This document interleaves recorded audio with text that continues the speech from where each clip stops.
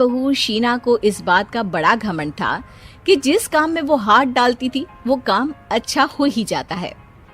शीना की हर बात में हाथ का इस्तेमाल जरूर होता था। एक दिन शीना का पति आकाश उससे कहता है, कल जो वो भिंडी बनाई थी ना तुमने, वाह वाह वाह वाह, मजे आ गए। मैंने अपने हाथों से बनाई थी। मेरे हाथों में वैसे भी जादू है, जिस चीज को छू लेती हूँ सोना बन जाती है। अब ये थोड़ा ज्यादा हो रहा है। मतलब अगर हर चीज को छू के सोना ही बना देती हो तुम, तो हमारे नाम के पीछे भी अंबानी ही लगा देते हम। चुप रहो, मुंह पे हाथ रख लो, कुछ भी बोलते रहते हो। शीना की सास बगिया से पूजा के लिए फूल चुन रही थी। सुंदर, अति सुंदर, कितने प्यारे गुलाब के फूल हैं। भगवान जी खुश हो जाएंगे। मैंने अपने हाथों से जो पौधा लगाया था, मेरे हाथों की कोई भी चीज बेकार नहीं जाती। हाँ बेटा, सही कह रही है। इसीलिए तो तुम्हारे पिताजी से मैंने अपने बेटे के लिए तुम्हारा हाथ मांगा था। और उन्होंने हाथों हाथ में मेरा हाथ आपकी बेटी के हाथ में दे भी दिया था। हाँ बेटा, वो तो है, पर मुझे ये बता, तू ये हर बात में हाथ क्यों बीच में लेकर आती है? माँ जी, पंडित जी ने हाथ मेरा देखकर नैनीताल में कहा था कि मेरे हाथ जगन्नाथ हैं, मेरे हाथों से कभी कोई काम नहीं बिगड़ेगा। तो मेरे हाथों की तारीफ तो मुझे करनी पड़ेगी ना।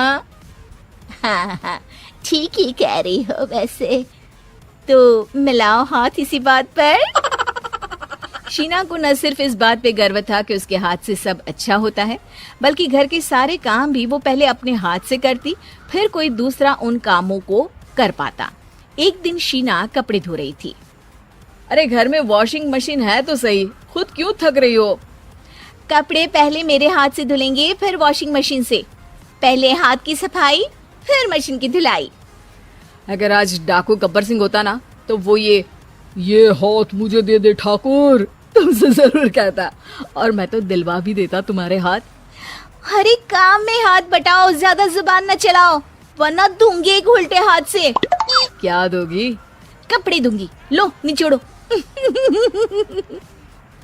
ऐसे ही एक दिन, अरे बहू, ये सोफे पर चढ़कर हाथ से पंखा क्यों घुमा रही हो? माँ जी, क्योंकि मेरे हाथ से घूमेगा तो ज्यादा अच्छे से हवा देगा। अरे बेटा, फिर तो तुम गाड़ी का पहिया भी हाथ से घुमा के मायके जाया करो। एक बार आकाश ने घर पर कार लाने की बात छेड़ी। माँ, सोच रहा हूँ कि एक कार लेकर आता हूँ।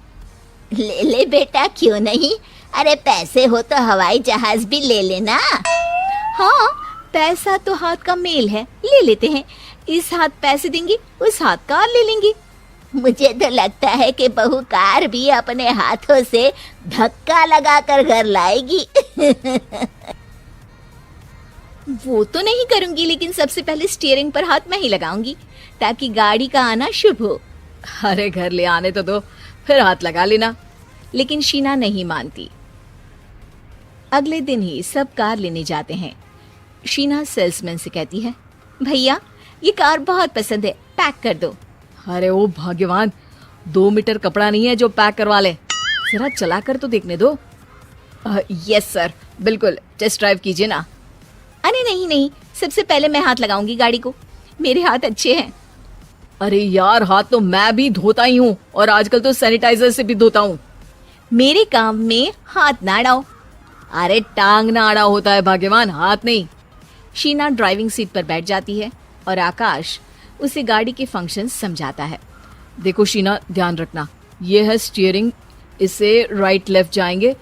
ये है एक्सेलरेटर, इससे स्पीड कंट्रोल कर सकते हैं, और उसी के पास में है ब्रेक, जो तुम्हारी जुबान में शायद मिसिंग है।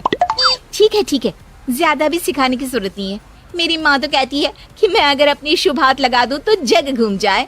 तो ये स्टीयरिंग क्या चीज है? शीना गाड़ी स्टार्ट कर देती है और स्टीयरिंग को घुमाते हुए एक्सेलरेटर पर धीरे से पैर रखती है, और शोरूम के बाहर के एरिया में ही गाड़ी घूमने लगती है, जहाँ दूसरी गाड़ियाँ भी रखी हैं। देखा मेरे हाथों का कमाल। अब ब्रेक दबा दो, आगे गाड़ी है। शीना आगे गाड़ी देखकर घबरा जाती है और पाँव गलती से एक्सीलरेटर पर पड़ जाता है। कार आगे खड़ी एक बड़ी गाड़ी में घुस जाती है। दोनों कार से उतरते हैं। सेल्समैन भागते हुए आता है। अरे 7 लाख की गाड़ी खरीदने आए थे और 15 लाख की गाड़ी ठोक दी। Oh my God. आकाश की माँ, आकाश और शीना घबरा जाते हैं। इतना सारा पैसा कहाँ से आएगा? तभी वहाँ मैनेजर भी आ जाता है। पूरा माजरा समझता है। अरे टेंशन मत लीजिए, गाड़ियों का इंश्योरेंस था। आप जो कार लेने आए थे वही खरीद लीजिए। पर मैडम, जब तक आप सीख ना ले तब तक गाड़ी मत चलाइएगा। अभी तो आपने गाड़ी बस ठोकी है, जिसका बीमा भी था, लेकिन सड़क पे चलते हर इंसान का बीमा नहीं होता। अरे मेरे हाथों से छुप भी गया ना तो उसकी जिंदगी बन जाएगी, और अगर चला भी गया तो स्वर्ग ही पाएगा। मैनेजर साहब, मेरे हाथ में कोई दिक्कत नहीं है, वो तो बस पाँव गलत जगह पर चला गया था। शीना की बात सुनकर आकाश अपना सर पीटता है और उसकी सास अपने हाथ से खुद का मुंह छिपा लेती है और मैनेजर हाथ जोड़कर माफी मांग लेता है।